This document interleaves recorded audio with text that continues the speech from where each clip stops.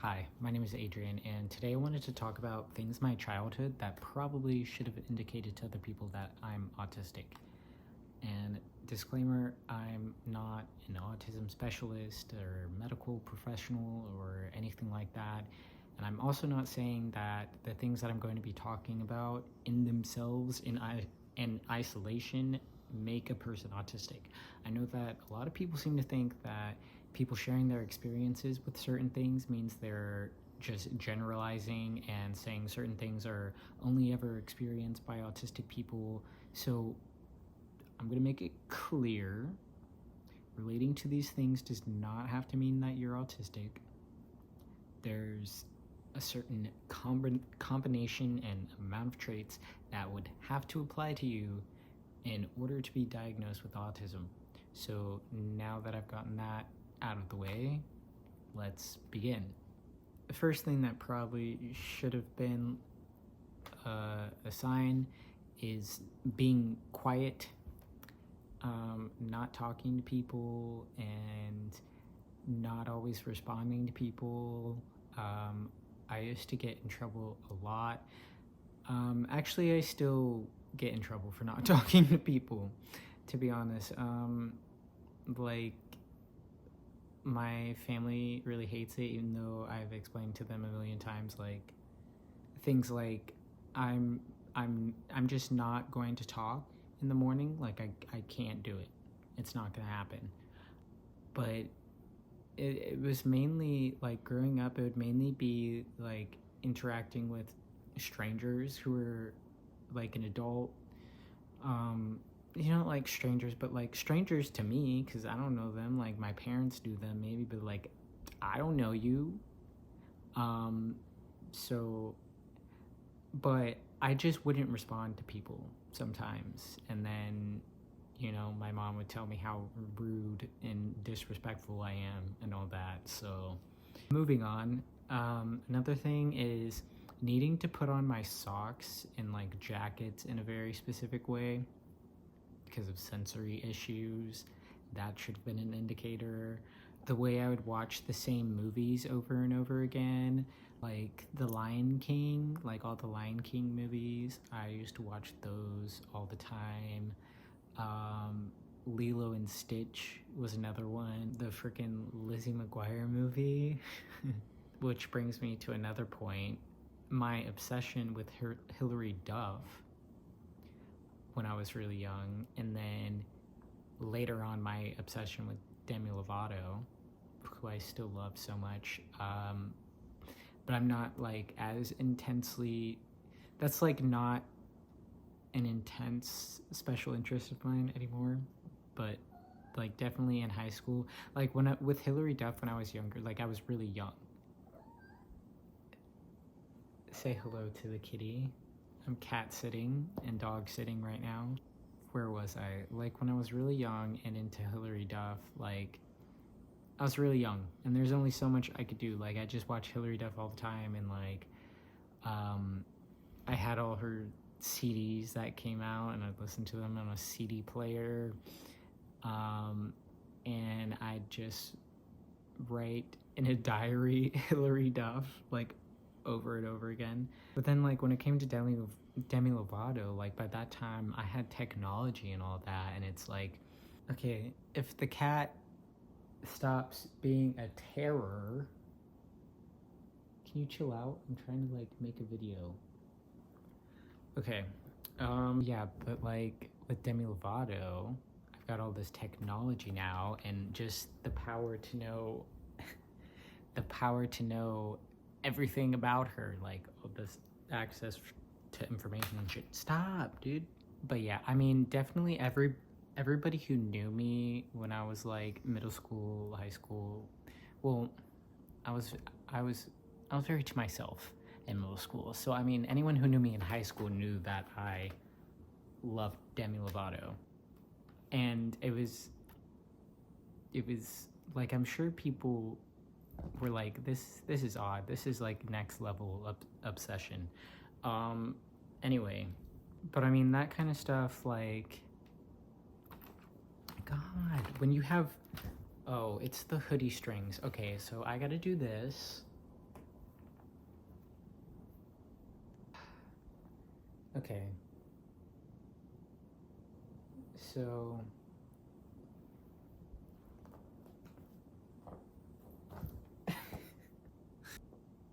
will he let me make this video? I'm gonna have to cut so much out of this. I thought this was gonna be like chill. I wouldn't have to edit way too much for this video, but the cat wants to be chaotic. Okay. Another thing that should have been an indicator was the way I ate my food, because apparently it's weird.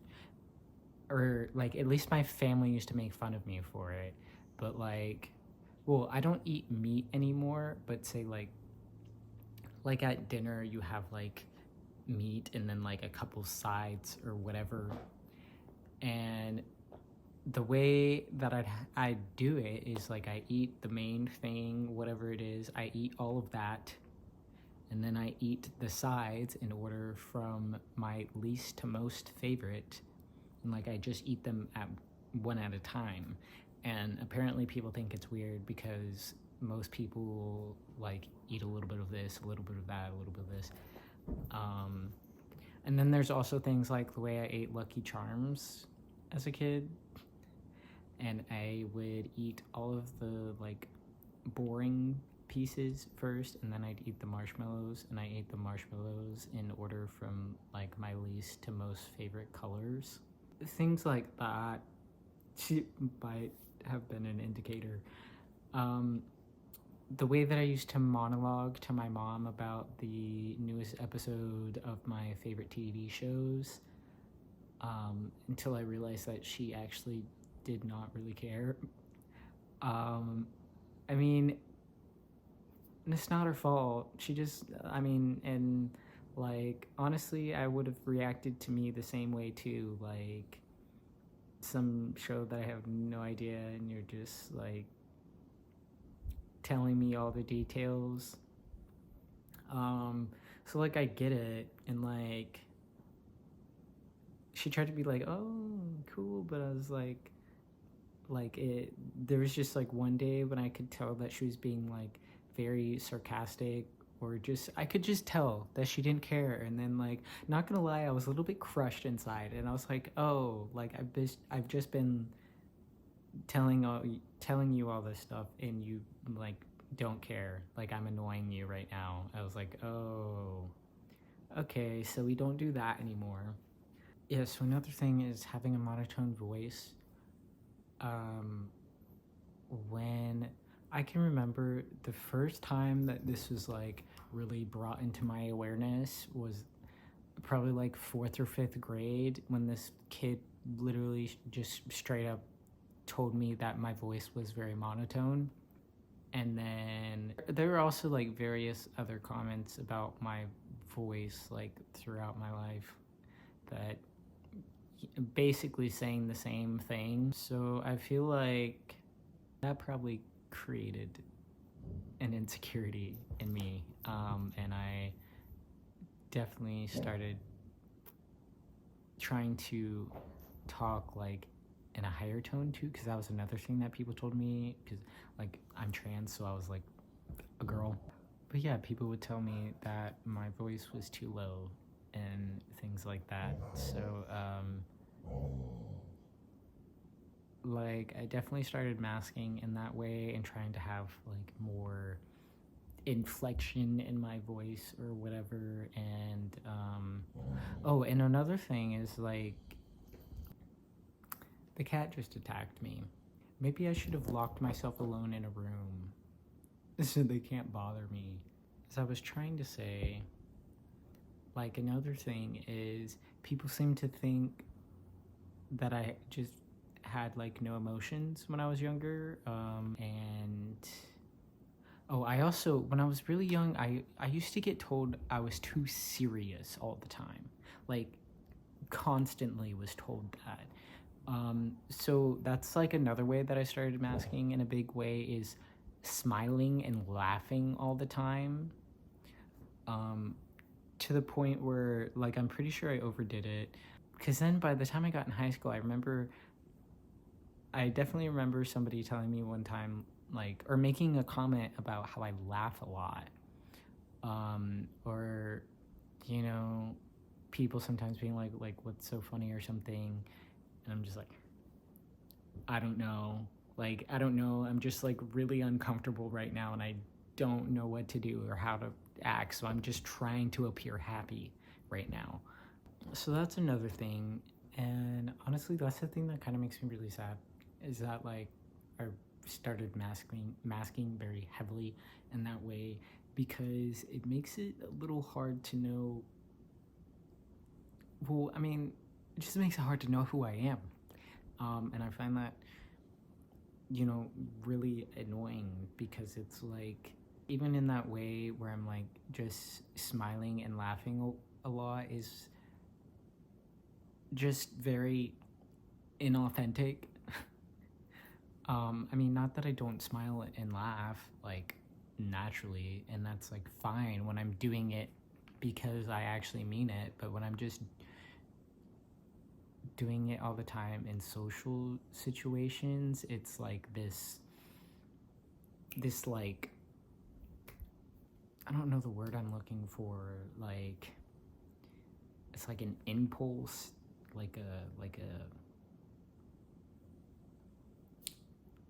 I don't know. I feel like there's a better word that I can't find right now. But I hate that.